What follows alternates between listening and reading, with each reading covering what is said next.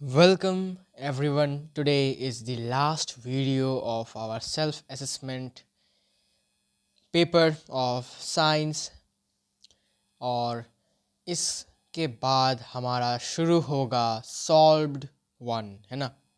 ये हमारा अनसॉल्व्ड का आज लास्ट एंड फिफ्थ पेपर है जो आज हम कंप्लीट करेंगे। ठीक है भाई, तो बिना किसी देरी किए शुरू करते हैं। Section A. The magnetic field inside a long straight current carrying solenoid is zero, decreases as we move towards its end, increases as we move towards its end, the same at all points. तो इसका answer होगा किसी भी current carrying solenoid के अंदर जो magnetic field होता है वो हर एक पॉइंट में सेम होता है। ऐसा क्यों, ज़रा देखो। हमें पता है सोलिनॉइड का डायग्राम कैसा होता है। सोलिनॉइड का डायग्राम कुछ ऐसा होता है। क्लियर। अब हमें इसका डायग्राम भी देखा था कि इनसाइड जो मैग्नेटिक फील्ड लाइंस होते हैं वो पैरेलल होते हैं, ठीक है ना। यहाँ तक एक्चुअली यहाँ तक पैरेलल होते हैं, ठीक है। यहाँ तक पैरेलल होते हैं, फिर यहाँ पे आकर इनका बेंडिंग हमें देखने को मिलता है ना। अच्छा, तो अगर मैं इनसाइड की बात करूँ तो क्वेश्चन में इनसाइड में लिखा है। अगर मैं यहाँ पर और इस वाले पॉइंट पर मैग्नेटिक फील्ड की बात करूँ तो दोनों सेम ही है। कैसे? ये वाला लाइन इसके साथ पैरेलल है और इक्विडिस्टेंट में है, ठीक है। तो ये आपको याद रखना है कि सोलिनॉइड के अंदर एक यू कैन से यूनिफॉर्म मैग्नेटिक फील्ड लाइन देखने को मिलता है, जिसके कारण तुम यहाँ ही पॉइंट ले लो या फिर किसी भी जगह पर इनसाइड द सोलिनॉइड पॉइंट ले लो, सबका मैग्नेटिक फील्ड इसी डायरेक्शन में होता है, ठीक है। या तो इस डायरेक्शन में या तो इस डायरेक्शन में, ठीक है। कोई से भी डायरेक्शन में होगा लेकिन सेम होगा, ठीक है। इनसाइड द सोलिनॉइड की बात करो, आउटसाइड की बात नहीं करो। आउटसाइड में तो नॉर्थ टू साउथ और साउथ टू नॉर्थ होगा, ठीक है ना भाई। लेकिन इनसाइड में is same at all the points. Clear. तो इसका ऑप्शन डी होगा। Which of the following is a balanced chemical equation for the reaction between zinc and hydrochloric acid? तो हमें पता है कि जिंक के साथ हाइड्रोक्लोरिक एसिड रिएक्ट करने के बाद हमें मिलता है जिंक क्लोराइड और हाइड्रोजन गैस। अब बैलेंस्ड कौन सा है देखते हैं। यहाँ पर जिंक प्लस ZnCl2 होता है तो ये एलिमिनेटेड। ZnCl2 ये Zn2Cl है, ये भी गलत। इसके बाद ZnCl2 है, हाँ भाई, लेकिन क्या बैलेंस्ड है? Zn1 Cl2 या फिर Cl2 1 या फिर Cl2 2, तो ये कैंसिल। तो यहाँ पर देखते हैं एक Zn 2 Cl, ठीक है, दो हाइड्रोजन, बस ये होगा हमारा answer. Clear. Option B will be the answer. इसके बाद which of the following is true about a combination reaction? एक कॉम्बिनेशन रिएक्शन के बारे में कौन सा स्टेटमेंट ट्रू है? The number of reactants is always greater than the number of products. The number of products is always greater than the number of reactants. The number of products is always equal to the number of reactants. Any of the above can be true for different reactions. कौन सा होगा आपका answer? हमें बताया कि combination reaction में दो या फिर दो से ज़्यादा रिएक्टेंट्स मिलकर हमें एक सिंगल प्रोडक्ट देता है। इसका मतलब रिएक्टेंट साइड में जितने भी लोग हैं उनका जो नंबर होगा, ठीक है, वो हमेशा क्या होगा? प्रोडक्ट साइड के नंबर से ज़्यादा होगा। इसका मतलब number of reactants will always be greater than the number of products. अगर नहीं हुआ तो फिर ये इसे हम कॉम्बिनेशन रिएक्शन नहीं कह सकते। अगर नंबर ऑफ रिएक्टेंट्स और नंबर ऑफ प्रोडक्ट्स जो है इक्वल हो गए, ठीक है, तब हम इसको रिएक्शन नहीं कह सकते। और अगर कम हो गया, अगर रिएक्टेंट का नंबर कम हो गया और प्रोडक्ट्स का नंबर ज़्यादा हो गया तो फिर इसको हम डिकम्पोजिशन रिएक्शन कहेंगे, कॉम्बिनेशन नहीं कहेंगे, ठीक है ना भाई। So the answer is the number of reactants is always greater than the number of products, because number of products एक होता है और नंबर ऑफ रिएक्टेंट्स दो या फिर दो से ज़्यादा, तो ऑब्वियसली रिएक्टेंट्स का नंबर ज़्यादा है प्रोडक्ट्स के नंबर से। ओके, तो क्वेश्चन नंबर 3 हो चुका है। Now match sodium chloride used to remove permanent hardness. नहीं भाई, ये तो हमारा वॉशिंग सोडा है। तो वॉशिंग सोडा कहाँ पर है? देखो सी, सोडियम हाइड्रोजन, सॉरी कहा गया, हाँ सोडियम कार्बोनेट, ओ हाँ यहाँ पर भी है सोडियम कार्बोनेट।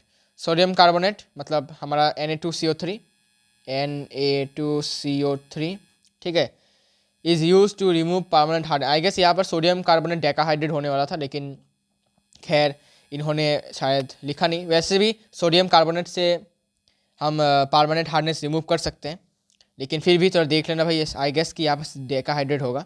अच्छा कोई बात नहीं, तो ऑप्शन डी जो होगा सोडियम कार्बोनेट, उसके साथ हमारा रोमन 1 चला जाएगा भाई। फिर bleaching powder, oxidising agent in chemical industries. इसके बाद sodium hydrogen carbonate as use as an क्या एंटासिड। और sodium chloride is important raw material to prepare other salts, जैसे कि NaCl से हम बनाते थे वॉशिंग सोडा, बेकिंग सोडा, फिर तुम्हारा क्या था वो, हाँ इतने जो था ना, कास्टिक सोडा याद आ गया, हाँ ना, ठीक है। तो भाई ए का हो गया डी, सॉरी ए का रोमन 1, सॉरी ए का रोमन 1 कहाँ पर है, ओ सॉरी ए का रोमन 2, ए का रोमन 2 कहाँ पर है, ए का रोमन 2 देखो पूरे ऑप्शंस में ए में रोमन 2 सिर्फ इसमें ही है, ठीक है। तो बाकी का चेक करने की ज़रूरत ही नहीं है, बिकॉज हमारा आंसर तो ऑप्शन सी ही होने वाला है, ठीक है। अगर यहाँ पर दिखता कि ए में रोमन 2 यहाँ पर भी है, ए में रोमन 2 यहाँ पर भी है, तब जाके हम दोनों को चेक करते हैं कि कौन सा करेक्ट होगा। लेकिन देखो मिलाकर देखें तो ए में रोमन 2 किसी में भी नहीं है, सिर्फ इसको छोड़कर, ठीक है ना, सॉरी इसको छोड़कर किसी में भी नहीं है रोमन 2, मतलब हमारा आंसर यही होगा। और बाकी के ऑप्शन तुम चेक करो या ना करो, मतलब बाकी के मैचिंग तुम करो या ना करो, फ़र्क नहीं पड़ता, ठीक है, टाइम भी बचेगा। The maximum resistance of a network of 5 identical resistors of 1/5 ohm each can be। मैंने आपको बोला था कि मैक्सिमम रेजिस्टेंस कब होता है, जब हम सीरीज़ में कनेक्ट करते हैं। तो अगर हम इन पांचों रेजिस्टर्स को सीरीज़ में कनेक्ट करेंगे तो हमें मैक्सिमम रेजिस्टेंस मिलेगा। तो आइए इसको कनेक्ट करते हैं। तो अगर हम इसको कनेक्ट करते हैं सीरीज़ में तो 5 है, तो 1/5 प्लस 1/5 ऐसे करते करते कितने हैं भाई, 5 है, सो प्लस 5 टाइम्स कर दो भाई, आइडेंटिकल है ना, सबका सेम होगा। तो 1/5 इंटू 5 कर दिया, तो 1 ohm is the maximum resistance that can be achieved by making a network of 5 identical resistors of 1/5 ohm. तो आंसर क्या होगा, आंसर होगा इसका Roman A, sorry Roman A नहीं, ऑप्शन ए। क्लियर, इसका आंसर होगा ऑप्शन ए। मैं थोड़ा मिला लेता हूँ बुक के साथ, क्या पता बुक में आपका ऑप्शन गलत हो रखा हो, ठीक है, तो मैं मिला लेता हूँ। ऑप्शन ए हाँ करेक्ट है भाई, क्योंकि मैंने देखा कि ओसवाल में ऑप्शंस बहुत से गलत दिया हुआ है, तो भाई थोड़ा सा मैं चेक कर लेता हूँ। Okay, at what distance from a convex lens should an object be place to get an image of the same size as that of the object on a screen. हमें पता है कि कॉन्वेक्स लेंस में अगर हम 2f1 में अगर object को रखें तो हमें 2f2 में इमेज मिलता है उस ऑब्जेक्ट का, और उसका साइज सेम होता है ना। सो ऑप्शंस देखते हैं, beyond twice the focal length of the lens at the principal focus of the lens, मतलब f1 की बात कर रहा है, at twice the focal length of the lens and between the optical centre and the lens of the principal. Okay देखो पहला option मिला के देखते हैं, देखो beyond twice the focal length of the lens, focal lens के twice के पीछे। मुझे बताओ फोकल लेंथ का ट्वाइस मतलब क्या, 2f1, इसके बियॉन्ड मतलब इसके पीछे। तो हमें पता है कि बियॉन्ड 2f1 जब हम ऑब्जेक्ट को रखते हैं तो इमेज कैसा फॉर्म होता है, डिमिनिश्ड। क्लियर, डिमिनिश्ड फॉर्म होता है। सो इससे तो हमारा आंसर होगा नहीं, हमें तो सेम साइज चाहिए, तो ये नहीं होगा। At the principal focus of the मतलब f1, हमें पता है कि जब भी हम ऑब्जेक्ट को f1 में रखते हैं तो इमेज जो फॉर्म होता है वो होता है हाईली एनलार्ज्ड, बिकॉज वो इन्फिनिटी में जाके फॉर्म होता है ना। तो ये भी आंसर नहीं है, अच्छा ये भी ऑप्शन गलत है। फिर at twice the focal length of the lens, twice the focal length of the lens मतलब 2f1 पर, है ना, 2f1 पर। इसका मतलब, और हमें पता भी है कि 2f1 पर ऑब्जेक्ट रखने के बाद इमेज फॉर्म होता है 2f2 पर और सेम साइज का होता है। क्लियर, सो इसका आंसर होगा ऑप्शन सी। क्लियर, 2f1 पर जब हम ऑब्जेक्ट रखेंगे, अच्छा देखो 2f1 लिखा ना भी हो सकता है, तो तुमको समझ में रखना है कि सोच के रखना है दिमाग में कि twice the length of the focal length, twice the length of the focal length of the lens, मतलब फोकल लेंथ के ट्वाइस के बराबर जो जगह होगा, मतलब 2f1 जिसे हम कहते हैं, वहाँ पर ऑब्जेक्ट को रखने से तुमको सेम साइज का इमेज मिलेगा। ठीक है, इसके बाद ये तो भाई अपना बायोलॉजी का पार्ट हो गया। फिर chemical reactions are balanced to reflect that. अब केमिकल इक्वेशंस को बैलेंस क्यों करते हैं, matter can change its state during chemical reactions, नहीं भाई ऐसा कोई बात नहीं है। Matter cannot be created nor be destroyed during a chemical reaction. Heat is an important input in chemical reactions. False. All reactions are always reversible. False. ये तो by statement false है, बिकॉज सारे के सारे केमिकल रिएक्शंस रिवर्सिबल नहीं है, और heat एक इंपॉर्टेंट इनपुट नहीं है. कुछ बहुत सारे ऐसे केमिकल रिएक्शंस हैं जिनमें आप हीट के बिना भी रिएक्शंस करवा सकते हो. फिर matter can change its state during chemical reactions. Matter अपना स्टेट चेंज करता है, लेकिन ये कोई रीज़न नहीं हुआ इसको बैलेंस करने का. ठीक है, इसका रीज़न क्या होगा कि matter can neither be created can not be created और destroyed during chemical reactions. Matter को हम केमिकल रिएक्शंस के माध्यम से ना डिस्ट्रॉय कर सकते हैं ना बना सकते हैं. इसके लिए जितना नंबर ऑफ मोल्स हमने दिया है उस रिएक्शन में खर्च किया है, उतना ही मोल्स ऑफ प्रोडक्ट हमें मिलेगा. ठीक है, ना कम ना ज़्यादा. क्लियर, इसलिए हम इसको बैलेंस करते हैं. क्लियर हो गया. क्वेश्चन नंबर 10 बायोलॉजी का है. Question number 11, in which of the following forms do electrovalent compounds. अब बोलेगा भाई इलेक्ट्रोवैलेंट कंपाउंड पढ़ा ही नहीं. अरे भाई पढ़ाया मैंने. आयोनिक बॉन्ड का दूसरा नाम है इलेक्ट्रोवैलेंट बॉन्ड. ठीक है भाई, तो सिंपली पूछा है कि आयोनिक कंपाउंड्स कौन से फॉर्म में इलेक्ट्रिसिटी कंडक्ट करते हैं. हमें पता है कि एक्वस फॉर्म और दूसरा है मोल्टन या फिर फ्यूज फॉर्म. तो ओनली सॉलिड फॉर्म, ये तो पूरा गलत है. Both in solid and aqueous form, गलत. सॉलिड फॉर्म में नहीं करता. In solid form molten form and aqueous form, नहीं, गलत. सॉलिड फॉर्म में नहीं करता. Both in aqueous and molten form, yes, this is the correct answer. Option C is the correct answer. ठीक है, सिर्फ और सिर्फ मोल्टन फॉर्म या फिर मोल्टन की जगह पर लिख सकते हो फ्यूज्ड फॉर्म. ठीक है, फ्यूज्ड फॉर्म और है एक्वस सोल्यूशन के फॉर्म में. Okay. An iron nail is placed in a solution of copper sulfate. The nail is taken out after 15 minutes. The nail will be found to be covered with. अब देखो, जब copper sulphate solution में हमने iron nail को introduce करवाया, तो iron is obviously more reactive than copper. Then he will displace, sorry he not, it is not he, it will displace copper from its salt solution. ठीक है, और ये जो कॉपर तुमको दिख रहा है, हमें पता है कि कॉपर का कलर क्या होता है. कॉपर का कलर होता है रेडिश ब्राउन. तो ये जो रेडिश ब्राउन का जो डिपॉजिट होता है ना, वो नेल के ऊपर हमें दिखता है. ठीक है, reddish brown deposit on the iron nail हमें दिखेगा. ठीक है, तो तुम सोचोगे भाई ये डिपॉजिट कहाँ से आया. एक्चुअली ये डिपॉजिट है कॉपर को जो तुमने डिस्प्लेस किया है, मैंने नहीं, मतलब आयरन ने, उसका जो मतलब अभी डिपॉजिट होता है रेडिश ब्राउन, या फिर कह सकते हो सिर्फ ब्राउन भी कह सकते हो. ठीक है, ऑप्शन में सिर्फ ब्राउन है तो ब्राउन दोगे. एक्चुअल कलर रेडिश ब्राउन होता है, जो भी हो. तो जो रेडिश ब्राउन का डिपॉजिट होता है वो तुमको आयरन नेल के ऊपर देखने को मिलेगा. ठीक है, सोल्यूशन का कलर तो ग्रीन हो जाएगा ब्लू से, लेकिन आयरन के ऊपर कॉपर बैठ जाएगा, मतलब डिपॉजिट होगा उसके ऊपर. ठीक है, तो इसका आंसर होगा ब्राउन डिपॉजिट. इसके बाद 13 number, sodium comes after potassium in the reactivity series, so sodium is not reactive, गलत. इक्वली रिएक्टिव एज पोटेशियम, ये भी गलत. मोर रिएक्टिव देन पोटेशियम, नहीं भाई, अगर मोर रिएक्टिव होता तो पोटेशियम के ऊपर रहता, नीचे नहीं. Less reactive than potassium, yes that's correct. Potassium से लेस रिएक्टिव है, इसलिए पोटेशियम से नीचे है रिएक्टिविटी सीरीज में सोडियम, है ना. इसके बाद हमारा ये बायोलॉजी का क्वेश्चन आ गया, हमारा बडिंग का, है ना. अच्छा, इसके बाद आ गया हमारा फिर से केमिस्ट्री का question. Assertion reason, hydrogen gas is not evolve when zinc react with nitric acid. Yes, हमें पता है कि नाइट्रिक एसिड एक बहुत स्ट्रॉन्ग ऑक्सीडाइजिंग एजेंट है. सो वो जिंक या फिर किसी भी और मेटल्स के साथ रिएक्ट करके, एक्सेप्ट मैग्नीशियम और मैंगनीज, रिएक्ट करके क्या देता है, हाइड्रोजन को ऑक्सीडाइज करके वाटर बना देता है और खुद रिड्यूस होकर नाइट्रस ऑक्साइड बन जाता है ना, या फिर नाइट्रोजन डाइऑक्साइड भी कह सकते हो, ये बन जाता है.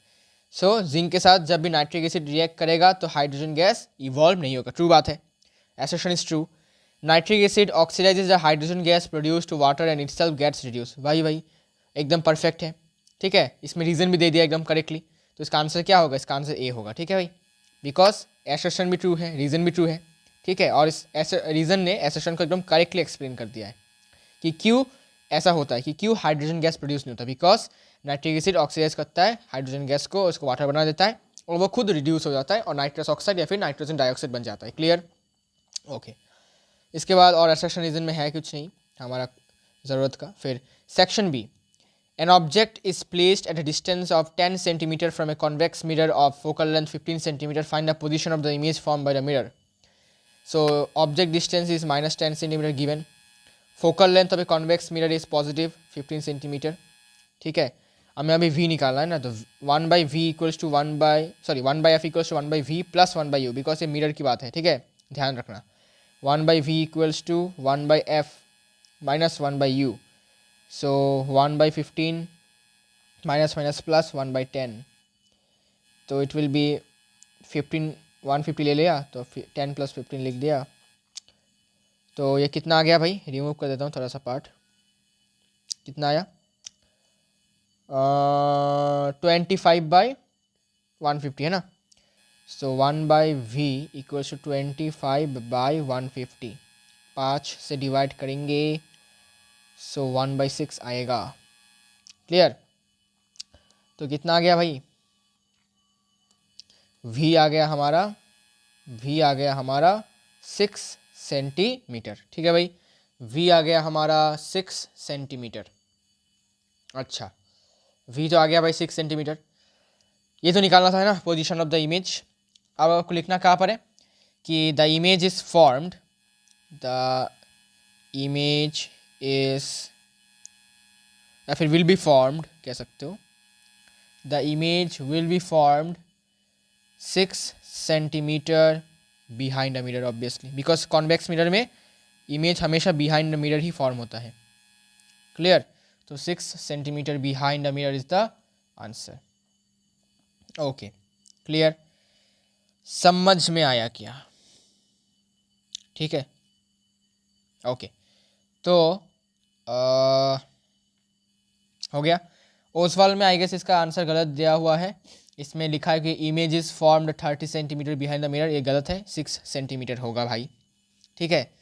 आई गेस ये गलत है या फिर मैं गलत हूँ, कुछ ना कुछ तो गड़बड़ है, ठीक है। फिर से मिला लेते हैं फिर से।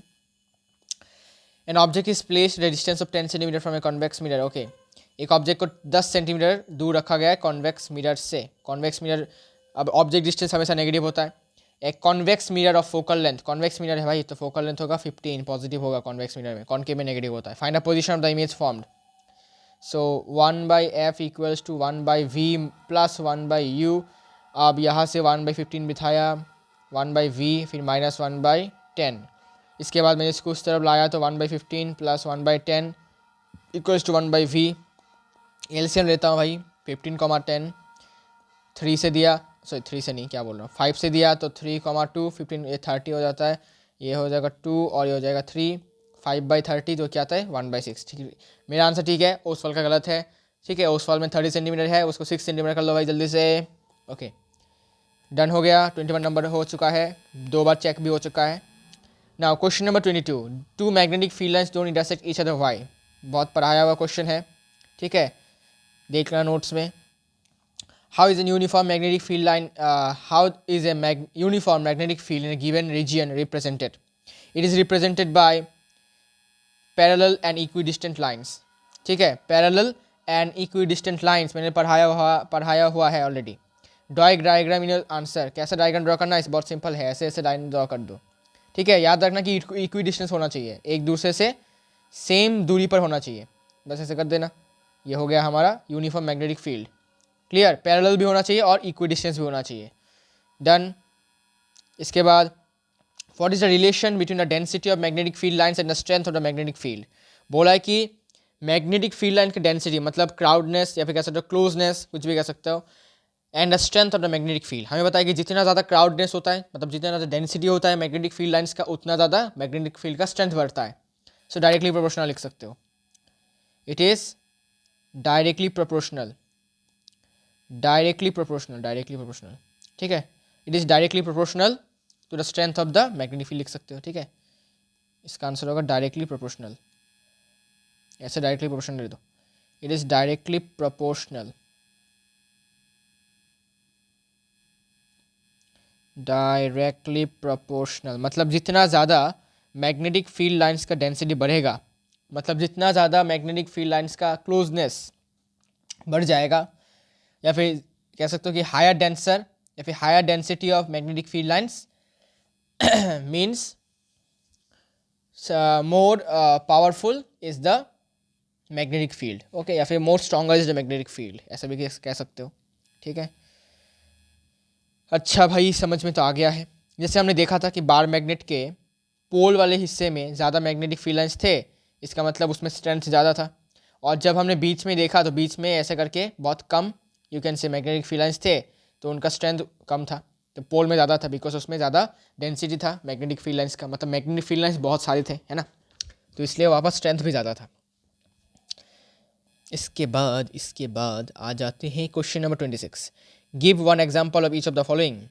क्या क्वेश्चन है भाई? Chemical reaction showing the evolution of a gas. दे दो भाई, zinc plus HCl gas gives zinc chloride plus H2, हो गया evolution of a gas. Change in the colour of the substance during chemical reaction. दे दो भाई, displacement reaction copper sulphate plus iron gives iron sulphate plus copper. इसमें दे दो भाई, ये blue था, नीला नीला था, अभी ये हरा हरा हो गया, ग्रीन या फिर पेल ग्रीन, ठीक है, दे दो भाई, हो गया इजी, ठीक है, इजी क्वेश्चन है, कोई टफ नहीं है इसमें। Now question number 28। Sodium metal is stored under kerosene oil why. देखो भाई, सोडियम मेटल को केरोसिन ऑयल के अंदर क्यों स्टोर किया जाता है? देखो, पहली बात, sodium is very very reactive, ठीक है, इट रिएक्ट्स विगोरियसली विथ एयर, मतलब एयर में ब्रैकेट में लिख देना ऑक्सीजन एंड वाटर, ब्रैकेट में लिख देना मॉइस्चर, ठीक है। कैसे लिखोगे? बता देता हूँ, एयर लिखोगे, ठीक है, और 2 फिर लिखोगे ब्रैकेट, फिर एंड लिखो, वाटर लिखो, लिख के लिखो ब्रैकेट में मॉइस्चर, ठीक है, बिकॉज वाटर के साथ भी रिएक्ट करता है, मॉइस्चर के साथ भी रिएक्ट करता है, ठीक है, ओके। तो as sodium is very you can say highly reactive metal and it reacts vigorously when kept open, ठीक है, व्हेन केप्ट ओपन, और you can say with air bracket में O2 और एंड वाटर ब्रैकेट में moisture, and it is the reaction is very क्या बोलते हैं, हाँ, the reaction is very exothermic and hence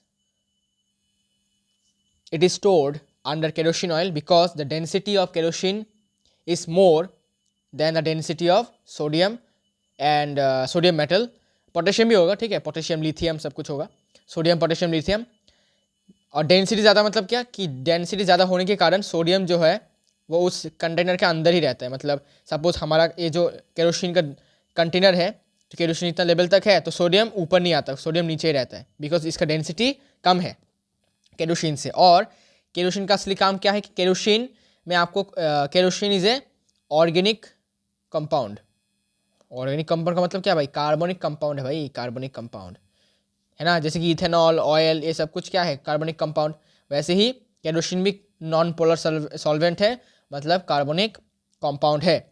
और ये क्या करता है? It cuts off the contact of air bracket में oxygen and water with the sodium metal and hence there is no reaction taking place, ठीक है।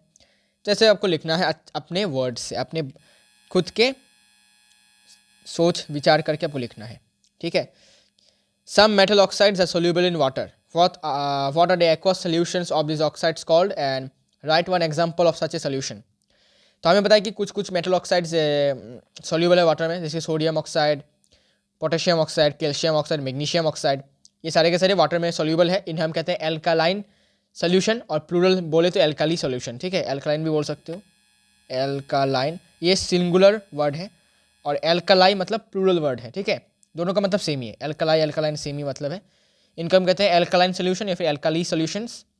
Eight an example NaOH, KOH, CaOH whole 2, clear, okay, अच्छा, clear, okay. इसके बाद at ordinary temperature the surface of metals such as magnesium and aluminum, zinc etc is covered with a thin layer. What is the composition of this layer and state its importance? तो हमें पता है कि magnesium, aluminium और zinc room temperature पर या फिर ordinary temperature पर अपने आप ऊपर एक ऑक्साइड का लेयर फॉर्म करवाते हैं, है ना। और ये जो लेयर फॉर्म बनता है, मतलब लेयर जो फॉर्म करते हैं लोग, ये प्रोटेक्टिव लेयर होता है, ठीक है, ये प्रोटेक्टिव लेयर होता है और ये फर्दर कोरोशन से बचाता है। जैसे कि एल्यूमिनियम के केस में एल्यूमिनियम ऑक्साइड एक हार्ड कोटिंग है, प्रोटेक्टिव लेयर है, जो एल्यूमिनियम को फर्दर कोरोशन से बचाता है। मैग्नीशियम के केस में भी ऐसा ही है, और जिंक के तो आपको पता ही है, जिंक के केस में भी ऐसा ही होता है, ठीक है। तो what is the composition of this layer? It is metal oxide, लिखा हुआ है ऑलरेडी, ठीक है, कंपोजिशन लिखोगे मेटल ऑक्साइड, और मैग्नीशियम के केस में कभी कभी मैग्नीशियम कार्बोनेट भी बनता है, ठीक है, कार्बन डाइऑक्साइड एटमॉस्फेयर के कार्बन डाइऑक्साइड से रिएक्ट करके। स्टेट इट इज इंपॉर्टेंट, अभी बोला, फॉर प्रिवेंट्स फर्दर कोरोशन, बस एक लाइन का आंसर है, इजी क्वेश्चन है, इजी आंसर है, ठीक है। Okay, define the term solenoid, पता है आपको, लिखा हुआ है नोट्स में, देख लेना, रिवाइज कर लेना, ठीक है। Draw the pattern of magnetic field lines around a current killing solenoid, draw कर लेना भाई, मैं कुछ नहीं कर रहा, तुमको खुद करना है। State how the magnetic field this magnetic field can be magnetized, can be used to magnetize a piece of magnetic material like soft iron. तो आपको बताना है कि कैसे होता है। तो देखो, जब भी हम सॉफ्ट आयरन को, ठीक है, जब भी हम सॉफ्ट आयरन को, आपको लिखना है कि जब भी हम सॉफ्ट आयरन को इस करंट कैरिंग सोलेनॉइड के कोर में डालते हैं या फिर कोर में प्लेस करते हैं, तो हमें क्या मिलता है, इलेक्ट्रोमैग्नेट मिलता है, मतलब इलेक्ट्रोमैग्नेट बन जाता है, ठीक है। अब इलेक्ट्रोमैग्नेट मतलब क्या, कि इलेक्ट्रोमैग्नेट तभी बनता है जब हम सॉफ्ट आयरन को उस करंट कैरिंग सोलेनॉइड के अंदर इंसर्ट करेंगे या फिर प्लेस करेंगे, ठीक है ना, इसके कोर मीडियम में, जिससे कि क्या होता है कि करंट कैरिंग सोलेनॉइड का जो मैग्नेटिक फील्ड का स्ट्रेंथ है वो इवेंचुअली बढ़ जाता है, बिकॉज उस फैक्टर पे डिपेंड करता है, कोर मीडियम में क्या है उस फैक्टर पे डिपेंड करता है सोलेनॉइड का स्ट्रेंथ कैसा होगा, ठीक है ना। तो इसी बात से आपको लिखना है कि यहाँ पर बोला कि तुम कैसे करोगे, टू मैग्नेटाइज, आपको लिखना है to magnetize a piece of magnetic material like soft iron, we have to place it in the core medium of the solenoid, current carrying solenoid, in order to make it a electromagnet, which helps, which also eventually increases the magnetic strength of the current carrying solenoid, ठीक है। अच्छा, okay, हो गया simple सा, इतना ज़्यादा tough question है नहीं यहाँ पर, होगा तो बताऊंगा। Name two safety measures commonly used in electric circuits and appliances, MCB और इलेक्ट्रिक फ्यूज, ठीक है, एमसीबी और electric fuses, fuse, electric fuse, circuit breaker, MCB, ठीक है, मिनिएचर सर्किट ब्रेकर। इसके बाद ये तो हो गया 30 का रोमन 1। इसके बाद the power rating of an electric woven is this if it is used in domestic electric circuit with A current rating of this, what result do you expect, justify your answer necessary calculations. तो मैं इसको थोड़ा सा आपको करके दिखाता हूँ, बाकी का आपको स्टेटमेंट आपको खुद लिखना है, क्योंकि जगह नहीं है ना। ओके, तो देखो, वोल्टेज है 220 वोल्ट्स और पावर है 2 किलोवाट, मतलब 2000 वाट, 2000 वाट। नाउ अब अगर इसको डोमेस्टिक सर्किट से इलेक्ट्रिक सर्किट में कनेक्ट किया गया है, जिसका पावर रेटिंग नहीं, करंट रेटिंग है ना, फ्यूज़ लगा हुआ है, फ्यूज़ लगा हुआ है 5 एम्पियर का, फ्यूज़ नहीं बोल सकते, मतलब सॉकेट, ठीक है, एक सॉकेट है, उसमें फ्यूज़ लगा, ऑब्वियसली फ्यूज़ लगा हुआ होगा, तो सॉकेट में फ्यूज़ लगा हुआ है जिसका रेटिंग है 5 एम्पियर। अगर 5 एम्पियर से ज़्यादा करंट गया तो फ्यूज़ खचक हो जाएगा, मतलब उसका अंतिम संस्कार हो जाएगा, सिंपल सी बात है, और वो बाकी को बचा लेगा, ठीक है, सेक्रीफिशियल प्रोटेक्शन। चलिए, केमिस्ट्री का बात आ गया यहाँ पर। चलिए, तो अभी हम देखना है कि ये जो हमारा ओवन है वो कितना करंट खींचता है ना। तो P equals to V I हमें पता है, P equals to V I, यहाँ से I निकालिए, so 2000 divided by 2 to this, okay. अच्छा, 100/11 कितना आएगा भाई बताओ, समथिंग 9 पॉइंट समथिंग है ना, 9 पॉइंट समथिंग आएगा, 9.09 आएगा, ठीक है, 9.09, सो 9.09 एम्पियर आएगा कुछ, ठीक है, अप्रॉक्सीमेटली देखा जाए तो इतना करंट क्या कर रहा है हमारा वोवन जो है, oven not woven, it is oven, it is current is drawing from the circuit, ठीक है। सो क्या होगा, आपको लिखना है कि since the current rating is 5 ampere and the current drawn by the electric oven in the circuit, from the circuit is 9.09 ampere, so the fuse present in the circuit will break or melt, and the fuse will break and melt and will disconnect the circuit, या फिर कह सकते हो कि overloading होगा, simple सी बात है, ठीक है। ओवरलोडिंग का भी लिख सकते हो आप, ठीक है, ओवरलोडिंग का भी लिख सकते हो, ठीक है, ओवरलोडिंग विल ऑकर, ऐसा भी लिख सकते हो, सिंपल सी बात है। ओके, खुद लिखो, अगर प्रॉब्लम है तो बताओ, प्रॉब्लम नहीं है तो लिखो। In the figure given below, a narrow beam of white light is shown to pass through a triangular glass prism.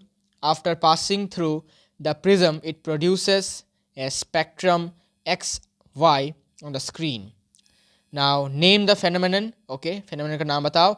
State the colors seen at X and Y. Why do different colors of white light bend at different angles through a prism? ठीक है, note में है, फिर भी बता देता हूँ। देखो, हमें बताया कि वाइट लाइट जाएगा तो सबसे ऊपर कौन रहता है, रेड, बिकॉज वो सबसे कम डेविएट होता है, मतलब बेंड होता है, सिंपल सी बात है। और सबसे ज़्यादा बेंड होने वाला कौन होता है, वायलेट। तो हमारा एक्स कौन होगा, हमारा एक्स होगा वायलेट, ठीक है। और वाई कौन होगा, हमारा रेड कलर। वायलेट कलर लिख दो भाई, वायलेट बात लिखो, सिर्फ वायलेट कलर लिखो, ठीक है। वायलेट तो कुछ भी हो सकता है ना। अच्छा, तो वायलेट कलर, अरे भाई साहब मैं तो इसका मिटाने भूल गया, चलो वायलेट कलर और रेड कलर, ओके क्लियर। अच्छा, अब फेनोमेनन का नाम है क्या भाई, dispersion of white light, dispersion of सफ़ेद light, dispersion of white light, okay. So A हो गया, बी हो गया। नाउ लिसन वेरी केयरफुली, क्यों डेविएशन होता है, अब गौर से सुनो। डेविएशन इसलिए होता है कि जब वाइट लाइट आता है कुछ ऐसे, आने के बाद वो स्प्लिट होकर रेड कलर में चला जाता है, और वायलेट कलर कैसे दिखाऊं भाई, वायलेट कलर है नहीं मेरे पास, अच्छा कोई बात नहीं, वायलेट कलर में चला जाता है बेंड होकर, और रेड कलर में चला जाता है ऐसे, ठीक है। ना तो क्वेश्चन अराइजेस कि ऐसा होता क्यों है। ऐसा इसलिए होता है because of the different wavelength of the different colours. देखो, रेड कलर का वेवलेंथ सबसे ज़्यादा, रेड कलर का वेवलेंथ लैम्डा जिसे कहते हैं सबसे ज़्यादा होता है, ठीक है। और इसी कारण से इसका स्पीड भी सबसे ज़्यादा होता है, क्लियर। और वायलेट कलर का जो वेवलेंथ है सबसे कम, सबसे लीस्ट, तो इसलिए इसका स्पीड भी सबसे कम होता है, ठीक है। वेवलेंथ कम होने के कारण से इसका स्पीड भी बहुत कम है। अब मान लेते हैं कि आप बहुत सारे दोस्त हैं, ठीक है, बहुत सारे दोस्त हैं, तो आप लोगों ने क्या किया, क्लास को बंक कर दिया, ठीक है, ओके। सिंपल सा प्रैक्टिकल दे रहा हूँ, ठीक है, समझ में आ जाएगा। तो आपके दोस्त लोग, सपोज 7 दोस्त हैं आप लोग, ठीक है, सत्ते पे सत्ता, 7 friends are there, 7 friends, okay. तो 7 में से एक बहुत तेज़ दौड़ता है, इसके बाद वाला थोड़ा कम तेज़, इसके बाद वाला थोड़ा कम, इसके बाद वाला थोड़ा कम। और एक दोस्त है जिसका नाम है वायलेट, ठीक है, वो सबसे स्लोएस्ट दौड़ पाता है। और एक और दोस्त है जिसका नाम है रेड, वो सबसे तेज़ी से दौड़ पाता है। तो आपने क्लास को बंक किया, तो प्रिंसिपल को पता चल गया, फिर सर लोगों ने आपको चेज़ किया, ठीक है। कैसे चेज़ किया कि तुम लोग सब उस फील्ड से खेल के आ रहे थे, ठीक है, छुट्टी घंटी बजी तो छुट्टी होने वाला था, तो तुम लोगों ने खेल रहे थे तुम लोग, फिर बेल बजने के बाद तुम लोग वापस अपने क्लासरूम में आ रहे थे अपने बैग को लेने के लिए, ठीक है। अच्छा, तो सपोज तुमने बैग उठाया, उठाने के बाद जब तुम उस गेट से निकलने वाले थे स्कूल से, वहाँ पर क्या हुआ, वहाँ पर सपोज एक सर खड़े थे, हमारा प्रिज्म है सर, ठीक है। तो उन्होंने क्या किया, उन्होंने हाथ में डंडा था भाई मारने के लिए तुम लोगों को। तो सबसे ज़्यादा मार किसको पड़ेगा भाई, सबसे ज़्यादा मार पड़ेगा वायलेट को, क्यों, बिकॉज वो दौड़ नहीं पाता था, बहुत मतलब स्लो दौड़ता था, है ना। तो जो रेड कलर है वो तो दौड़ के चला जाएगा, मतलब वो ज़्यादा मार नहीं खाएगा, मतलब उसमें ज़्यादा डेविएशन नहीं आएगा, ठीक है। वो ज़्यादा मार नहीं खाएगा बिकॉज उसका स्पीड ज़्यादा था, तो वो चकमा दे के चला जाएगा सर को। फिर आएगा अपना रेड के बाद कौन, बताओ, येलो, ठीक है। विबजियोर ऐसा है ना, विबजियोर, सॉरी ऑरेंज होगा, ठीक है। फिर ऑरेंज जाएगा, ऑरेंज भी थोड़ा सा मार खाएगा, थोड़ा सा रेड से थोड़ा ज़्यादा मार खाएगा, फिर वो वही भाग जाएगा। फिर येलो आएगा, थोड़ा ज़्यादा मार खाएगा, इसके बाद ग्रीन, वो न्यूट्रल मार खाएगा, ठीक है, वो ना ज़्यादा मार खाएगा ना कम खाएगा। फिर ब्लू खाएगा थोड़ा ज़्यादा मार, फिर इंडिगो इससे भी ज़्यादा, फिर वायलेट सबसे ज़्यादा मार खाएगा, बिकॉज वो सबसे स्लो दौड़ पाता है ना, तो वो दौड़ नहीं पाएगा इतने जल्दी से, तो वो सर उसको ज़्यादा मार पाएंगे, उसको ज़्यादा मारने का मौका मिलेगा, मतलब वो सबसे ज़्यादा मार खाएगा, मतलब वो सबसे ज़्यादा डेविएट करेगा, बैंड हो जाएगा वो। सिंपल बैंड मतलब वो टेढ़ा नहीं हो जाएगा, मतलब समझ, एनालॉजिकली समझो, ठीक है ना। तो इसी कारण से डिफरेंट स्पीड के वजह से, डिफरेंट वेवलेंथ के वजह से क्या हुआ, एक को ज़्यादा मार पड़ी और दूसरे को कम मार पड़ा, ठीक है ना भाई।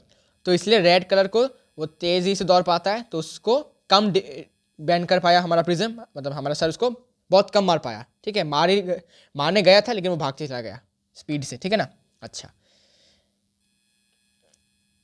और वायलेट कलर को सबसे ज़्यादा मार पड़ा बिकॉज वो स्पीड कम था उसका दौड़ने का, तो सर उसको ज़्यादा मौका मिला उसको मारने का, तो उसने सर ने उसको बचा दिया, ठीक है ना। अब ठीक है भाई, अच्छा तो समझ में आ गया कि ऐसा क्यों होता है। ओके, सो डिफरेंट एंगल से क्यों बैंड करते हैं, समझ में आ गया होगा कि डिफरेंट वेवलेंथ्स की वजह से डिफरेंट स्पीड होता है, और डिफरेंट स्पीड की वजह से रेड कलर को ज़्यादा मार पड़ा, सॉरी रेड कलर को कम मार पड़ा, तो उसके लिए रिफ्रैक्टिव इंडेक्स कम होगा। फिर ऑरेंज को थोड़ा ज़्यादा, तो उसके लिए रिफ्रैक्टिव इंडेक्स थोड़ा कम होगा, ठीक है, थोड़ा कम नहीं थोड़ा ज़्यादा होगा उसके लिए रेड के मुकाबले, रेड के कंपैरिजन में उसको थोड़ा ज़्यादा लेना पड़ेगा, ठीक है ना, ज़्यादा मार खाना पड़ेगा, तो उसको थोड़ा ज़्यादा बैंड होना पड़ेगा, ठीक है, रेड से ज़्यादा, ऐसा। Now define a term dispersion of white light, okay, state a colour which bends the most the least while passing, draw diagram to show the dispersion of white light, बस दिखा देना ये वाला डायग्राम, 7 कलर्स दिखा देना। और what is dispersion of the splitting of white light when it passes through a prism, ठीक है। अच्छा, due to the variation in their wavelengths and resulting in different you can say variable speed, ठीक है। अच्छा, फिर इस note में है, नोट में देख लेना, which colour bends the most, most bending हो रहा है हमारा वायलेट का और लीस्ट हो रहा है हमारा रेड का, लिख देना, ठीक है भाई। मोस्ट हो रहा है वायलेट कलर का और लीस्ट हो रहा है रेड कलर का, और डायग्राम तो यहाँ पर गिवन ही है डायग्राम, तो लिख लेना इसको, ठीक है। और वाला क्वेश्चन भी कर लिया, डन। अच्छा, ड्रॉ डायग्राम तो हो गया। Now right a balanced chemical equation for a chemical reaction that involves change in colour. अरे भाई कितने बार लिखाओगे इसको, लिखवाओगे किसको इसको इतना, same change in colour, change in colour, मतलब फालतू का क्वेश्चन, ये इंपॉर्टेंट कोई क्वेश्चन देगा नहीं, बस फालतू के क्वेश्चन वही घुमा फिरा के। ये हो गया हमारा ब्लू, ठीक है, और ये हो गया हमारा ग्रीन, बस हो गया। बैलेंस कर देना इसको, बैलेंस ऑलरेडी है भाई क्या क्या लॉल हो गया इनके साथ, बैलेंस करने की ज़रूरत ही नहीं पड़ी, है ना। Right a balance chemical equation for reaction that involves a change in temperature. अब चेंज इन टेम्परेचर के लिए ये थोड़ा इंपॉर्टेंट है, quick climb plus water gives calcium hydroxide, है ना, कैल्शियम हाइड्रोक्साइड प्लस हीट, ठीक है, ये एक्सोथर्मिक रिएक्शन है, लिख देना, दिस इज एक्सोथर्मिक रिएक्शन।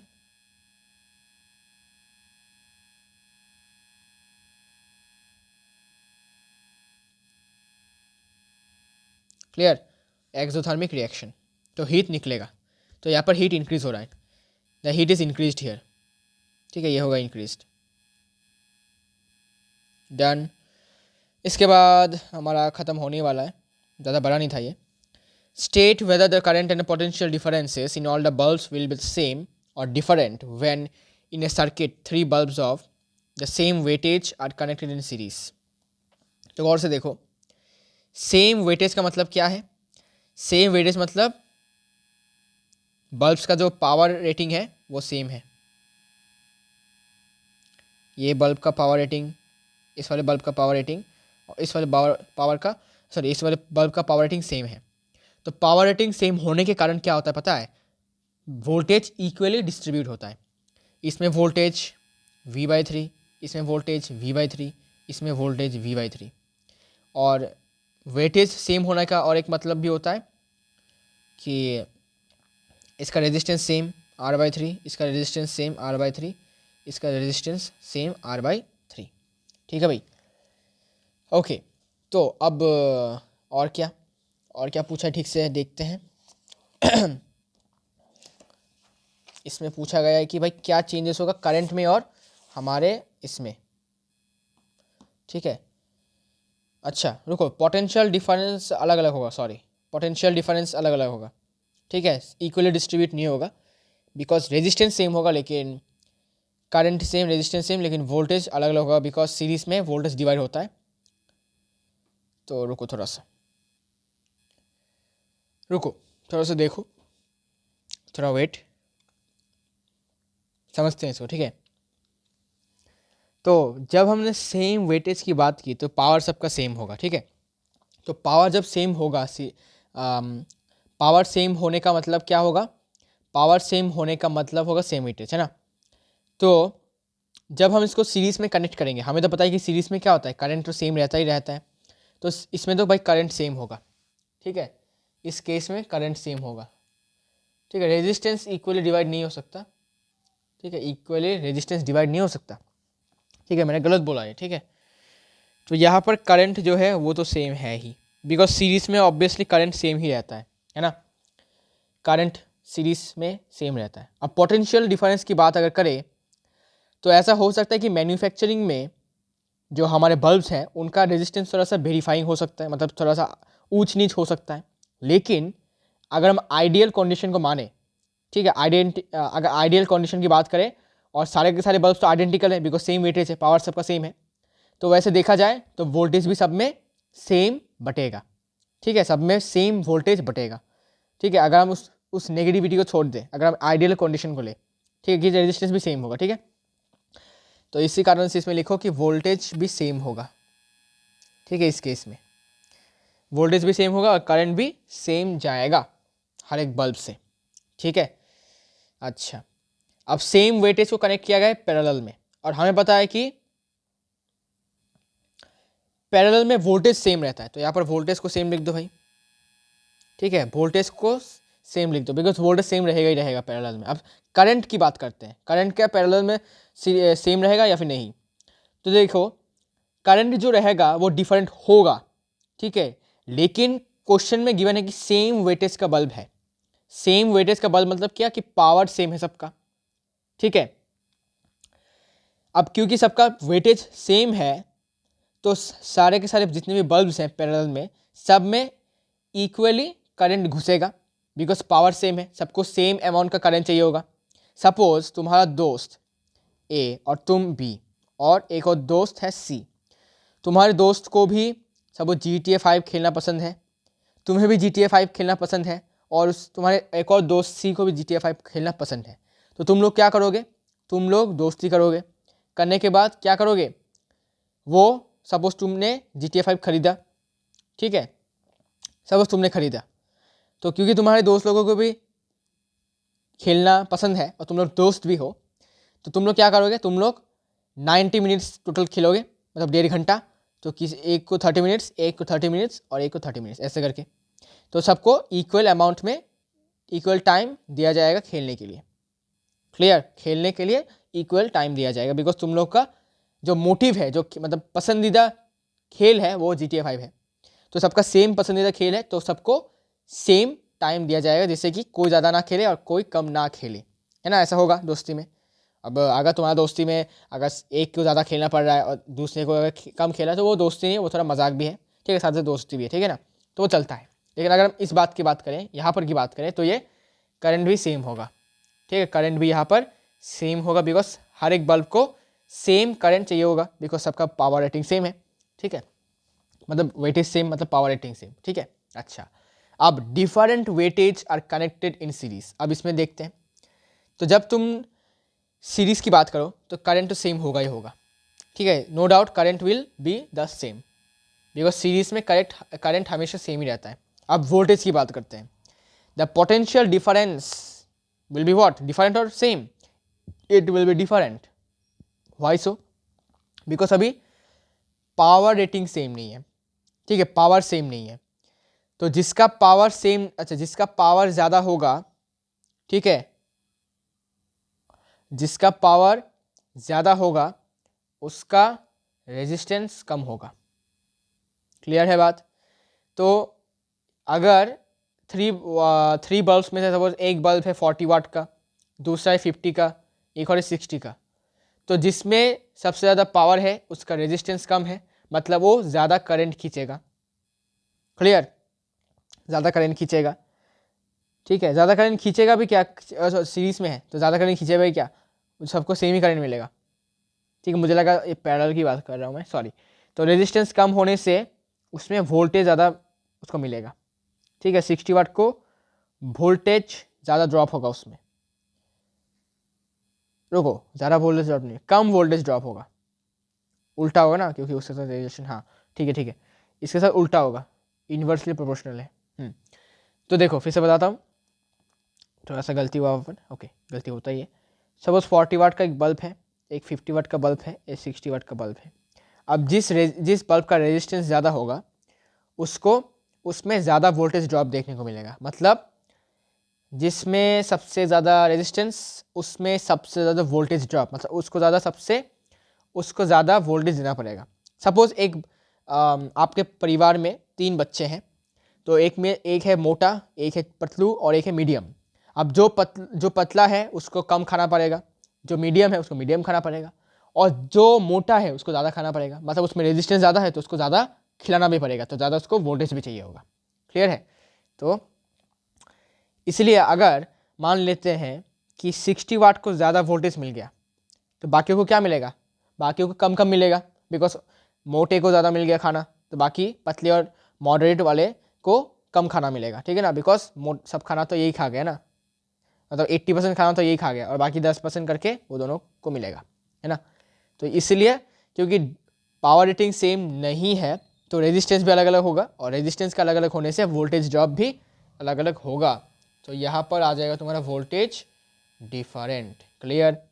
अब now different wattage are connected in parallel. Parallel की बात हो रही है तो वोल्टेज को सेम लिख दो, और करंट क्या होगा, करंट होगा डिफरेंट। ऐसा क्यों? बिकॉज अगर हम पैरेलल की बात करें तो करंट जो होता है पैरेलल में डिवाइड हो जाता है, डिफरेंट हो जाएगा, ठीक है। बिकॉज करंट अभी डिपेंड कर रहा है किस पर, रेजिस्टेंस पर, या फिर कह सकते हो पावर पर, ठीक है। जिसका वेटेज ज़्यादा होगा, मतलब जिसका पावर ज़्यादा होगा वो ज़्यादा करंट खींचेगा, ठीक है। जो ज़्यादा पहलवान होगा वो ज़्यादा खाएगा, ठीक है, तंदुरुस्त रहने के लिए, वैसे ही। क्लियर? तो यहाँ पर क्या हुआ, पहले 2 केसेस में सेम वेटेज की वजह से सब कुछ सेम, लेकिन दूसरे लास्ट के 2 केसेस में क्योंकि पावर रेटिंग सेम नहीं है तो जैसा हमने पढ़ा था सीरीज में करंट सेम रहेगा और वोल्टेज डिफरेंट, वैसे ही यहाँ पर भी सेम वैसा केस है, और पैरेलल में करंट डिफरेंट और वोल्टेज सेम, ऐसा रहेगा, ठीक है। अच्छा, तो ये हो गया हमारा क्लियर, 35 नंबर हो गया क्लियर, ठीक है। वो सवाल में गलत लिखा है आई गेस, उस सवाल में थोड़ा सा गलत लिखा है, series same voltage same current, हाँ इसमें गलत लिखा है, ठीक है, इसमें गलत लिखा है, करेक्ट कर लेना, ठीक है। सेम वेटेज में सब कुछ सेम रहेगा, करंट भी सेम वोल्टेज भी सेम, ठीक है। वो साइड पैरेलल भी हो या फिर सीरीज भी हो, दोनों में सेम ही होगा, ठीक है। करंट सेम वोल्टेज सेम, क्योंकि पावर रेटिंग सेम है इसलिए। अच्छा, 2 identical resistor this and this are each connected to the battery, okay, calculate ratio of power consumed resulting this is a minimum, okay, and maximum resistance। अच्छा, तो देखो simple सी बात है कि मिनिमम रेजिस्टेंस जब होगा तो पावर कंज्यूम कितना है, और मैक्सिमम रेजिस्टेंस जब होगा तो पावर कंज्यूम कितना होगा, उसका रेशियो निकालो, ठीक है। आइए इसको किया जाए। जगह है क्या भाई? जगह ही तो नहीं है, जगह ही तो नहीं है। अच्छा, जगह है, बना लेंगे जगह, बहुत जगह है, बहुत जगह है। ये देखो इतना ज़्यादा जगह का हम क्या करेंगे। ये लो जगह बना दिया, ठीक है, एकदम बड़ा जगह बना दिया। ओके, 2 आइडेंटिकल रजिस्टर्स है। क्वेश्चन नंबर कितना है भाई? 35 का बी, 35 का बी, ओके, 35 का बी है ये। अच्छा, बी का कितना है ये? रोमन 1, नहीं सॉरी ए का रोमन 2 है, सॉरी, बी नहीं है, ए ही है, ए का Roman 2, nice. Now power is given, sorry, resistance is given and voltage is given, okay, voltage is given 6 volts and resistance are given 24 ohm। ऐसे कितने रेजिस्टेंसेस है? रेजिस्टर से 2 रेजिस्टर से consume by the minimum resistance, okay. तो for minimum resistance के लिए क्या करना पड़ता है भाई? पैरेलल कनेक्शन करना पड़ता है, okay. For minimum resistance R P equals to दो हैं तो 24 इंटू 24 प्लस 24, सो 24 कितना होता है भाई 576, और 24 प्लस 24 होता है 48। ओके, डिवाइड करने पर आता है 12 ओम। ठीक है, this is the equivalent resistance. Now power निकालते हैं। पावर निकालने का फॉर्मूला क्या है, P equals to V square by R. P equals to V square by R, तो ये कितना होगा, तो ये होगा 36/12 मतलब 3 वाट। ठीक है, तो मिनिमम रेजिस्टेंस के लिए पावर कंज्यूम कितना हुआ 3 watt. Now for maximum resistance, for max resistance, तो मैक्स रेजिस्टेंस के लिए हमारा रेजिस्टेंस कितना होगा, इफेक्टिव रेजिस्टेंस आर एस होगा सीरीज में। ठीक है, मैक्सिमम रेजिस्टेंस सीरीज में, तो 24 plus 24 means 48 ohm. So power P dash मान लेते हैं equals to V by R dash का होगा। अच्छा, आर डैश की ज़रूरत नहीं है भाई, आर एस लिख दो भाई, बी को इसमें आर पी लिख दो, कोई दिक्कत नहीं है। 36/48, 36/48 जो कि होता है 3/4 watt. Okay, so now required ratio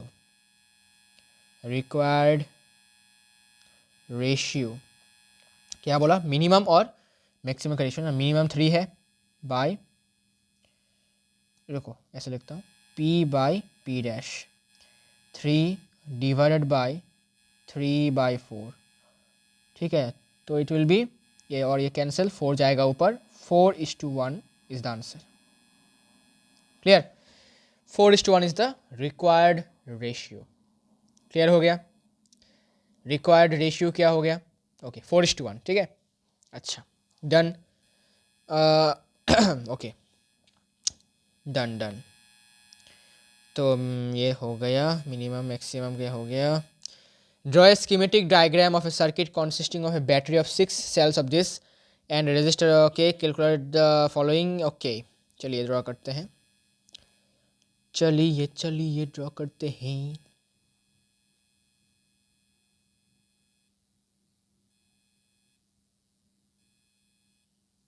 now it is 35B।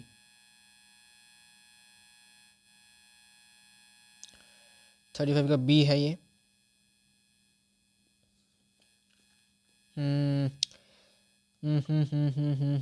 अच्छा ठीक है भाई, सीरीज में है क्या, हाँ सीरीज में ही है। ओके, यहाँ पर एक प्लग की भी लगा देंगे, चिंता की कोई बात ही नहीं है।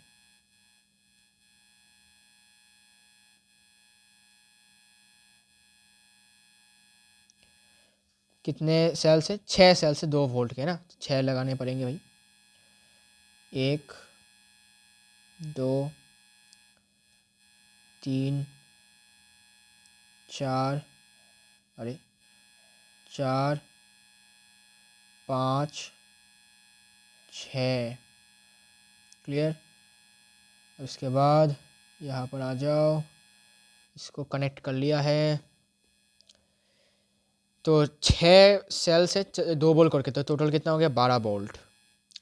प्लग की एक 6 ओम, एक 12, एक 18, 6 ओम 12 और एक है 18।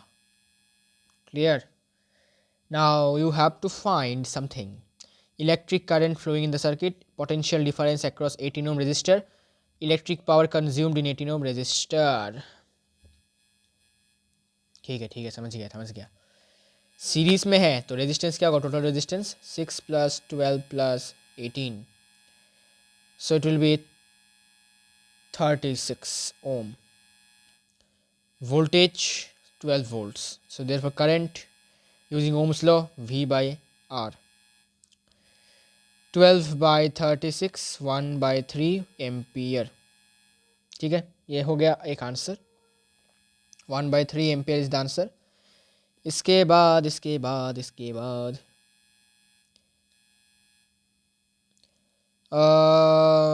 Potential difference across 12 ohm resistor, 12 ohm resistor के अक्रॉस में पोटेंशियल डिफरेंस क्या होगा? बहुत सिंपल है, इसके अक्रॉस में V3 मान लेता हूँ, इसके अक्रॉस में पोटेंशियल डिफरेंस।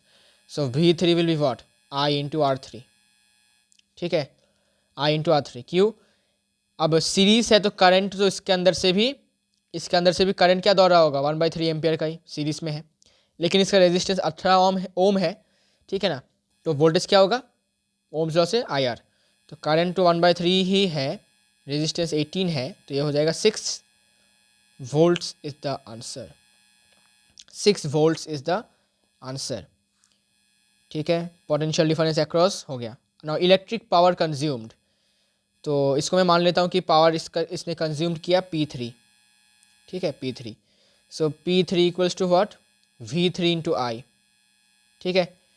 इसके अक्रॉस में पोटेंशियल डिफरेंस कितना है, और करंट तो इसके साथ इसके अंदर से सेम ही जा रहा है, जो कि सीरीज में जा रहा है, तो 1/3। So voltage is 6 into this 1/3, sorry 1/3, so it is 2 watt. Clear? तो पावर कितना हो गया? पावर हो गया 2 watt. Done, easy. Okay okay okay, easy था। चलिए आगे बढ़ते हैं, इजी क्वेश्चन था। ओके, नाउ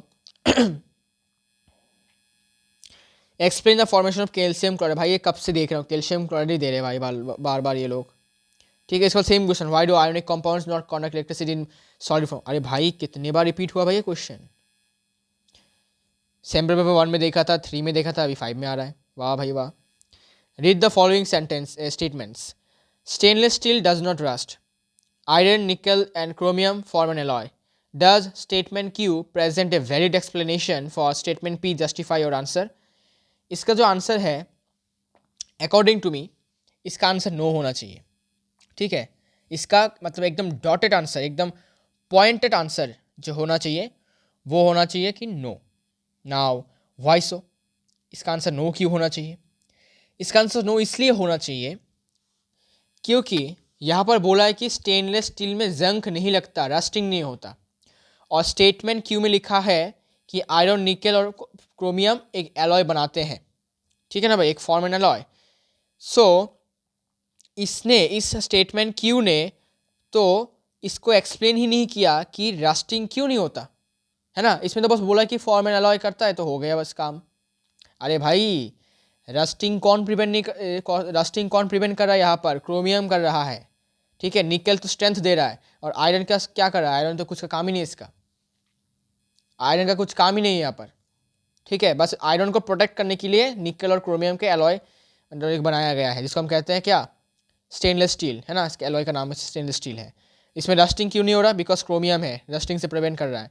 और निकल क्या कर रहा है? इस स्टेनलेस स्टील को स्ट्रेंथ दे रहा है, बिकॉज आयरन इतना सॉफ्ट, आयरन इतना हार्ड नहीं होता, उसको different chemicals, different substance, different elements के साथ मिलाकर इसको स्ट्रॉन्ग बनाया जाता है, ठीक है। ये सॉफ्ट ही होता है, ठीक है। Iron is not that strong, okay, it is soft, okay. So I don't know कि इसका आंसर येस है या नो, लेकिन मैं फिर भी येस देता हूँ, बिकॉज मैंने जो अपना रिसर्च किया गूगल में जाके या फिर बाकी जगह पर जाके, तो वहाँ पर येस लिखा था, लेकिन मेरे हिसाब से नो होना चाहिए, बिकॉज एक वैलिड एक्सप्लेनेशन नहीं है। तो भाई क्यों होगा भाई? इसमें अगर सपोज मानो कि मैंने बोला कि मेरा काम है ये करना, ठीक है। सपोज मेरा काम है पढ़ाई करना, ठीक है। इसके बाद दूसरे ने बोला कि वो पढ़ाई में अच्छा है, ठीक है। तो क्या ये कुछ अच्छा मतलब वैलिड एक्सप्लेनेशन हुआ क्या मेरे पढ़ाई करने का? नहीं। मैं पढ़ाई करता हूँ, उसका मतलब क्या कि मुझे पढ़ाई करने का मन है, तो उसको कहना चाहिए था कि उसको पढ़ाई करने का मन है, लेकिन उसने क्या बोला? उसको अच्छे मार्क्स मिलता है, ठीक है ना। तो कॉम्प्लीटली डिफरेंट स्टेटमेंट्स हैं, ठीक है। तुम्हें क्या लगता है बताओ? तो मैंने तो येस दे दिया है अकॉर्डिंग टू रिसर्च। मैंने बहुत जगह पर रिसर्च किया, गूगल में जाके, ChatGPT, बहुत कुछ भाई हर जगह पे किया है। तो यहाँ पर मतलब मैक्सिमम केसेस में येस लिखा है और कुछ कुछ केसेस में नो भी लिखा है। सो आई एम नॉट श्योर। सो थोड़ा मैं फिर से सर्च करके आता हूँ। तो मैंने रिसर्च किया, करने के बाद येस ही आ रहा था आंसर, पता नहीं कैसे भाई। लगता है मेरे ही सोचने में थोड़ा सा अलग यूनिकनेस है मेरे सोचने में। इन्होंने लिखा है कि स्टेनलेस स्टील जो है वो रस्ट नहीं कर रहा, क्योंकि स्टेनलेस स्टील जो एक प्रोटेक्टिव लेयर बनाता है अपने ऊपर, सरफेस के ऊपर, जो ऑक्सीडेशन होने से मतलब रस्टिंग होने से बचाता है। अब प्रिवेंट करता है ना।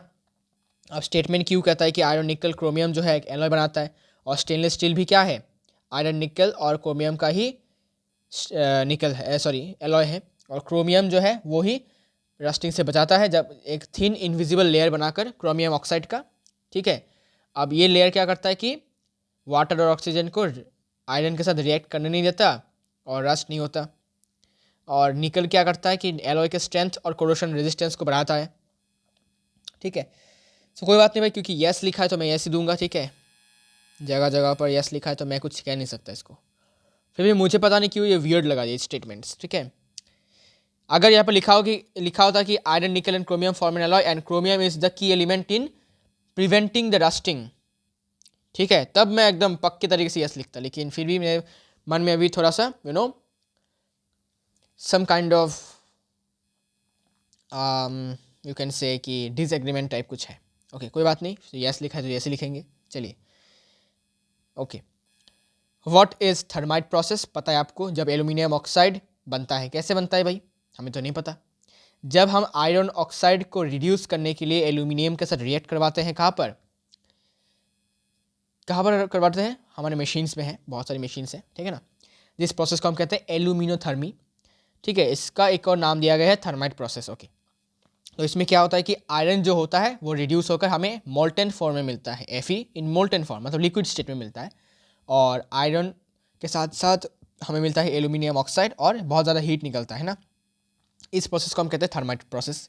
अब यहाँ पर पूछा गया कि कहाँ पर ये प्रोसेस यूज़ होता है। बहुत सिंपल है कि रेलवे पटरियों पर, जब रेलवे के पटरियाँ जो क्रैक होते हैं उसके ऊपर, तो उसमें इस मेथड से थर्माइट प्रोसेस से बहुत ही चीप वे में उसको फिक्स किया जाता है। ठीक है, और कभी कभी मशीनरी पार्ट्स में जब कोई क्रैक आ जाता है तब इस प्रोसेस से उस क्रैक को फुलफिल कर दिया जाता है।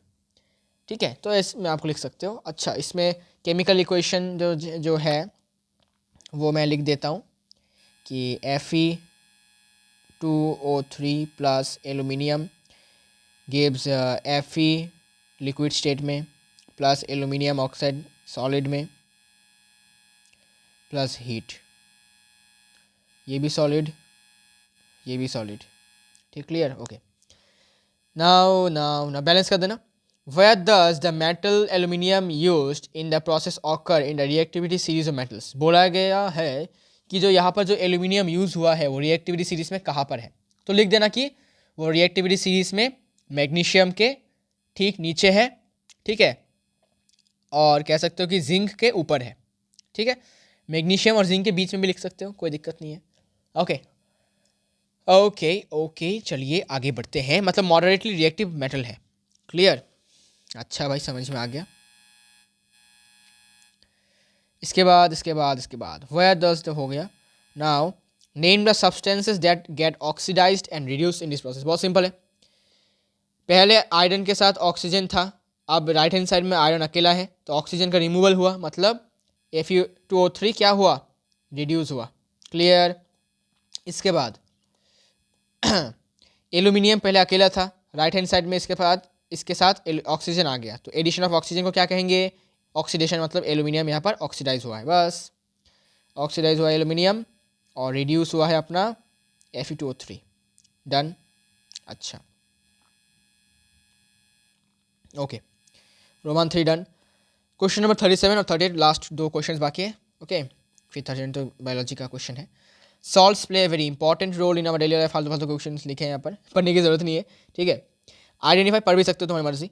Identify the acid and base from which sodium chloride is form. बहुत सिंपल है, कैसे फाइंड आउट करना है कि कौन से एसिड और बेस से किया गया है। मैंने आपको शॉर्टकट ट्रिक बताया था, क्या कि अगर NaCl है तो इसका पॉजिटिव पार्ट Na है, नेगेटिव पार्ट Cl। अब इसमें पॉजिटिव पार्ट में नेगेटिव पार्ट मतलब OH को ऐड कर दो और नेगेटिव पार्ट में H+ को ऐड कर दो, तो क्या बन गया, NaOH और HCl हो गया ना। तो एसिड होगा हमारा एसिड होगा HCl और बेस होगा NaOH, बस सिंपल टेक्निक से हो गया। तो एसिड होगा कौन, एसिड होगा HCl और बेस होगा NaOH। डन, तो ये तो हो गया भाई, इजी क्वेश्चन था भाई। इसके बाद रोमन 2 देखते हैं। Find a cation and anion present in calcium sulphate. तो कैल्शियम सल्फेट में एनायन कौन है और कैटायन कौन है। कैटायन मतलब क्या, पॉजिटिव आयन, कैटायन मतलब पॉजिटिव और एनायन मतलब नेगेटिव। तो पॉजिटिव कौन है भाई कैल्शियम सल्फेट में, ऑब्वियसली मेटेलिक पार्ट मतलब कैल्शियम वाला पार्ट, तो Ca2+ इज द कैटायन, और sulphate negative part because non metallic part है, तो SO4 2- is the you can से एनायन, तो this is anion and Ca is the cation. ठीक है, जगह ही नहीं हो रहा भाई, अच्छा कोई बात नहीं, हो गया। Sodium chloride and washing soda both belong to the same family of salts, justify this statement. कैसे लिखोगे बताओ, कैसे लिखोगे? बहुत सिंपल है यार, देखो बहुत सिंपल है, बहुत बहुत ज़्यादा सिंपल है, बहुत बहुत ज़्यादा इजी है। देखो सिंपल से अब आप क्या करोगे कि देखो सबसे पहले मुझे बताओ सोडियम क्लोराइड का फॉर्मूला क्या है, NaCl, और वॉशिंग सोडा का क्या है, Na2CO3.10H। तो वो लोग एक ही मतलब सेम फैमिली ऑफ सॉल्ट से बिलोंग करते हैं। इसका मतलब क्या है मुझे बताओ कि सेम फैमिली ऑफ सॉल्ट से बिलोंग करने का मतलब क्या होता है कि उनका या तो कैटायंस बराबर है मतलब सेम सेम है, या तो एनायंस बराबर मतलब बराबर है। तो सोडियम क्लोराइड में यहाँ भी सोडियम है, वॉशिंग सोडा में यहाँ भी सोडियम है, तो इनके जो कैटायंस है, ठीक है ना, इनके जो कैटायंस है दोनों ही सॉल्ट्स में कैटायंस जो है वो सेम है। तो आपको लिखना है कि इन बोथ द सॉल्ट्स, ठीक है, in both the salts that is NaCl that is sodium chloride and washing soda that is sodium carbonate dot 10H2 मतलब decahydrate, ठीक है, both contain the same sodium cations, ठीक है, both contain the same sodium cations, so making them the part of the same salt family, bracket में लिख देना sodium salt family, ठीक है, sodium family of salts, ठीक है, sodium family of salts, sodium family, ठीक है, सोडियम का परिवार। ओके क्लियर हो गया, समझ में आया कॉन्सेप्ट्स क्या थे इसके पीछे। Define the term pH scale लिख देना भाई। Name the salt obtained by the reaction of potassium hydroxide and sulphuric acid and give the pH value of it aqua solution. तो potassium hydroxide KOH plus sulphuric acid H2SO4, displacement reaction होकर K2SO4 और निकलेगा पानिया, जल जल। तो देखो भाई हमें पता है कि पोटेशियम हाइड्रोक्साइड भी एक स्ट्रॉन्ग बेस है, सल्फ्यूरिक एसिड भी एक स्ट्रॉन्ग एसिड है, तो जो सॉल्ट बनेगा वो होगा न्यूट्रल सॉल्ट, और न्यूट्रल सॉल्ट का pH होता है 7, थाला फॉर रीजन है ना, ठीक है। न्यूट्रल ये स्ट्रॉन्ग एसिड है, ये स्ट्रॉन्ग बेस है, और ये न्यूट्रल सॉल्ट है NS, ठीक है, न्यूट्रल सॉल्ट NaCl की तरह ये भी न्यूट्रल सॉल्ट है।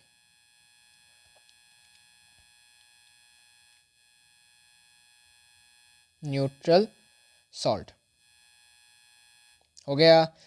Last question but not the least, when connected फालतू फालतू क्वेश्चन लिखा है कुछ। Okay, list 2 properties of heating elements. याद रखना हीटिंग एलिमेंट्स और इलेक्ट्रिक फ्यूज में कंफ्यूज मत होना, इन दोनों के प्रॉपर्टीज बहुत ज़्यादा सिमिलर लगते हैं सबको। देखो इसका टेक्निक क्या है मुझे बताओ, हीटिंग एलिमेंट का काम क्या है? तुम बोलोगे भाई यार गीज़र वीज़र में लगा होता है कि ये एक्चुअली में गर्म होकर हमको हीट प्रोवाइड करता है, ठीक है ना।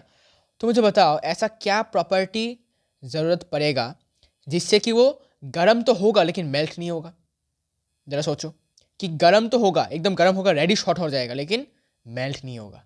तो तुम सोचोगे भाई अगर मेल्ट नहीं होता मतलब क्या, हाई मेल्टिंग पॉइंट होना चाहिए, एकदम करेक्ट, हाई मेल्टिंग पॉइंट होना चाहिए, हाई मेल्टिंग पॉइंट होना चाहिए, ठीक है। अच्छा और क्या होना चाहिए, ये जो गर्म कर रहा है इसके पीछे किसका हाथ है, रेजिस्टिविटी का हाथ है, ठीक है, क्योंकि जिसका रेजिस्टिविटी सबसे ज़्यादा होता है उसका रेजिस्टेंस भी ज़्यादा होता है, और रेजिस्टेंस ज़्यादा होने से वो ज़्यादा हीट प्रोड्यूस करेगा और वो ज़्यादा गर्म होगा। सो यहाँ पर हाई रेजिस्टिविटी आपको लिखना पड़ेगा, ठीक है, रेजिस्टेंस मत लिखना भाई, रेजिस्टिविटी लिखना पड़ेगा, ठीक है, ये बात याद रखना। डन, तो हो गया 2 प्रॉपर्टीज ऑफ हीटिंग एलिमेंट। अब 2 प्रॉपर्टीज ऑफ इलेक्ट्रिक फ्यूज क्या होगा।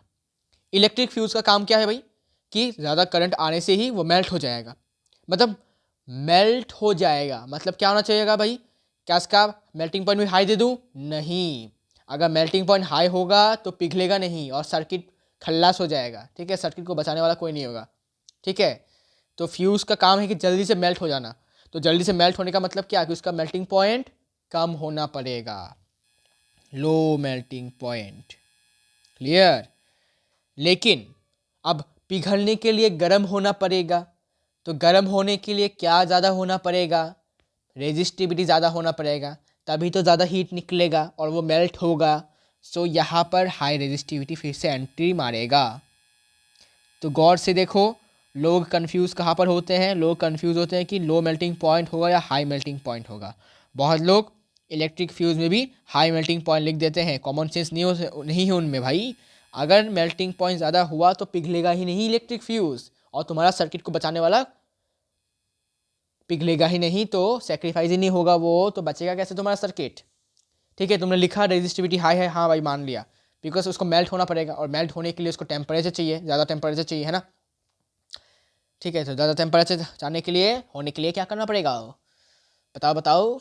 इसको हाई रेजिस्टिविटी वाला लौंडा होना पड़ेगा। क्लियर है भाई? अच्छा,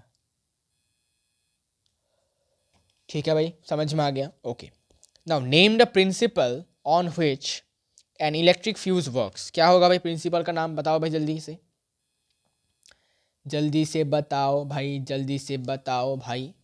किस प्रिंसिपल पे काम कर रहा है ये इलेक्ट्रिक फ्यूज़, मुझे बताओ। इलेक्ट्रिक फ्यूज़ कर क्या रहा है, आप बताओगे भाई। ज़्यादा करंट आने पर गर्म होकर मेल्ट हो जाता है। गर्म होना का मतलब क्या है, गर्म हो कैसे रहा है भाई, किस इफेक्ट से गर्म हो रहा है, heating effect of electric current की वजह से गर्म हो रहा है। इसका मतलब इलेक्ट्रिक फ्यूज़ किस प्रिंसिपल पे काम कर रहा है, heating effect of electric current. बस, जब प्रिंसिपल पूछेगा तो हीटिंग इफेक्ट होगा, इफेक्ट की बात कर रहा है यहाँ पर। कौन सा effect, heating effect, magnetic effect, chemical effect, है ना, ऑफ इलेक्ट्रिक करंट। सो यहाँ पर आंसर होगा heating effect of electric current. Electric current के हीटिंग इफेक्ट की वजह से वो पिघल रहा है, पिघल के सर्किट को बचा रहा है। सो प्रिंसिपल का नाम तो हो गया। Explain how a fuse wire is capable of savings electrical appliance. अरे भाई पढ़ते पढ़ते थक गए भाई। जब भी सर्किट के अंदर से ज़्यादा करंट फ्लो करता है, मतलब रेटिंग से ज़्यादा करंट फ्लो करता है, तो क्योंकि रेजिस्टिविटी ज़्यादा होने के कारण और मेल्टिंग पॉइंट कम होने के कारण जो हमारा इलेक्ट्रिक फ्यूज़ होता है वो खुद को सेक्रीफाइस कर देता है और वो पिघल जाता है और सर्किट को डैमेज होने से बचा लेता है। मतलब सर्किट को ब्रेक कर देता है या फिर डिस्कनेक्ट कर देता है, जिससे करंट और आगे बढ़ ना पाए। ठीक है, okay, simple. The power of an electric heater is this if the potential difference between two terminal. Okay, पता है भाई, कभी कभी ना ऐसे क्वेश्चंस करके ना मुझे थकान से फील होता है। ठीक है, कभी कभी मज़ा भी आता है, कभी कभी थकान फील होता है, पता नहीं क्यों। कभी कभी क्वेश्चन पढ़ने का मन ही नहीं होता, फिर सिर्फ वैल्यूज़ देखता हूँ और आंसर भी उठा देता हूँ। ठीक है, ये टेक्निक है भाई, ये टेक्निक है। करंट क्या होगा भाई, करंट क्या होगा, करंट करंट बताओ भाई, करंट क्या होगा।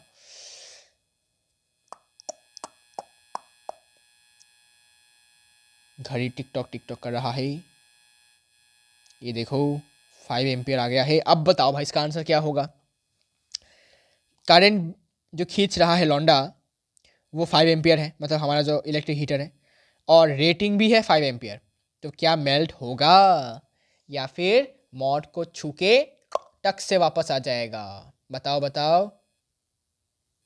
ठीक है, आंसर इज कि मेल्ट नहीं होगा, बिकॉज 5 एम्पियर से ज़्यादा होना पड़ेगा करंट को।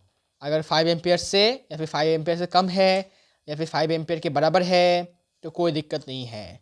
अगर 5 एम्पियर से 0.1 0.00000001 0.000000000001 भी आ गया तो सर्किट हो जाएगा ब्रेक, आई मीन्स तो सही ब्रेक हो जाएगा, मतलब डिस्कनेक्ट हो जाएगा सर्किट। क्लियर है बात? तो जो हमारा हीटर है क्या वो ठीक ठाक काम कर पाएगा? हाँ जी, नथिंग विल हैपन। ठीक है, nothing will happen, the heater will work normally because the fuse won't melt. It will only melt if the current drawn from the heater or by the heater is more than the rated current, means 5 ampere. ठीक है, more than the rating. हो गया भाई, finish हो गया, finish. अलविदा कह सकते हैं चैप्टर को, सॉरी चैप्टर नहीं, सेल्फ असेसमेंट को। भाई देखो भाई फिनिश हो चुका है, और है नहीं भाई, देखो फिनिश हो चुका है, फिनिश। ठीक है, फिनिश हो चुका है, तो इसको फिनिश करते हैं आराम से। तो इसको आराम से फिनिश करते हैं ऐसे, हो गया, फिनिश हो गया। ठीक है भाई। सो दोस्तों, आज हमारा सेल्फ असेसमेंट पूरा कंप्लीट हो चुका है। उम्मीद करता हूँ आप सभी को ये वीडियोस पसंद आए हैं, और उम्मीद करता हूँ ये भी कि आप लोग को कोई भी किसी भी प्रकार का डाउट नहीं है। अगर है तो बताइए, और अगर नहीं है तो चैनल को सब्सक्राइब करके जाइए, और इस वीडियो पे लाइक्स ठोक के जाइए। और ऐसे ही वीडियोस को पाने के लिए और देखने के लिए कमेंट्स करिए और अपने डाउट्स को पूछिए, ताकि हम और भी वीडियोस बनाएं और आपका डाउट्स क्लियर करके जाएं। ठीक है, मिलते हैं नेक्स्ट वीडियो में सॉल्व्ड वाले पार्ट के साथ। ठीक है, इस बार अनसॉल्व्ड था, सॉल्व्ड वाला पार्ट अभी भी आना बाकी है, वो हम शुरू करेंगे नेक्स्ट वीडियो से। तब तक के लिए take care and bye bye.